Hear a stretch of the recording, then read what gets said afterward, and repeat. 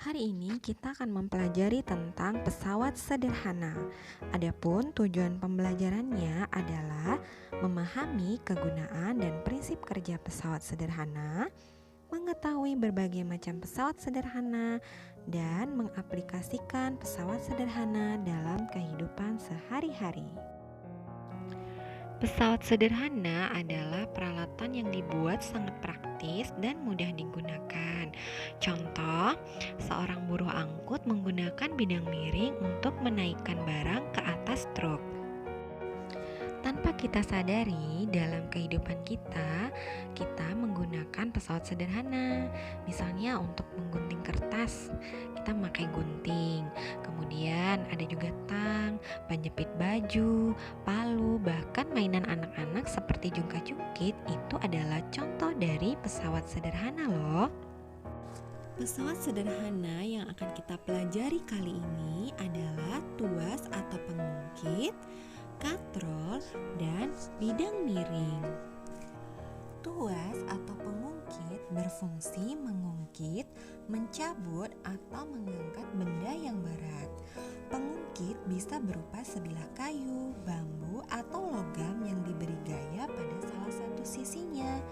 Gaya yang diberikan oleh pengungkit disebut kuasa. Adapun bagian-bagian tuas yaitu T disebut titik tumpu, W disebut beban, dan F disebut gaya atau kuasa.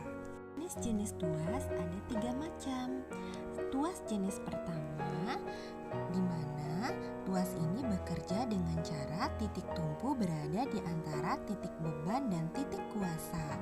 Contoh tuas jenis pertama adalah pemotong kuku, gunting, penjepit, tang, linggis, palu, dan jungkat-jungkit. Tuas jenis kedua, prinsip kerjanya di mana titik bebannya berada di antara titik tumpu dan titik kuasa. Contohnya, gerobak beroda 1, alat pemotong kertas, dan pembuka tutup botol. Lalu tuas jenis ketiga, di mana titik kuasa berada di antara titik tumpu dan titik beban. Contoh tuas jenis ketiga di antaranya sekop, penjepit roti, stapler, dan pinset. Berikut ini rumus tuas, di mana W kali LB sama dengan F kali LK. W adalah berat beban, satuannya Newton, LB adalah lengan beban, satuannya meter, F adalah kuasa, satuannya Newton, dan LK adalah lengan kuasa, satuannya adalah meter.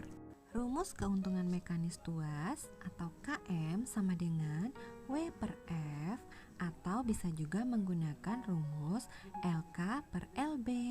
Untuk contoh soal bisa simak di video berikutnya. Selanjutnya katrol, terbagi atas katrol tetap, katrol bergerak, dan katrol jamak atau katrol takal. Pernahkah kamu melihat pada saat upacara ada petugas pengibar bendera? Alat apa yang digunakan untuk menaikkan bendera ke atas tiang dengan ketinggian mencapai puluhan meter? Nah, orang akan menggunakan katrol untuk membantu memindahkan bendera ke atas tiang. Katrol merupakan pesawat sederhana yang dapat memudahkan melakukan usaha. Keuntungan mekanik yang didapatkan dengan menggunakan katrol tetap adalah gaya tarik benda sama besar dengan gaya berat benda, sehingga keuntungan mekaniknya sama dengan 1. Katrol bergerak adalah katrol yang kedudukan katrol selalu berubah pada saat digunakan. Katrol bergerak berfungsi untuk melipatkan gaya sehingga gaya pada kuasa yang diberikan untuk mengangkat benda menjadi setengah dari gaya beban. Selanjutnya, katrol bergerak yang disebut dengan takal.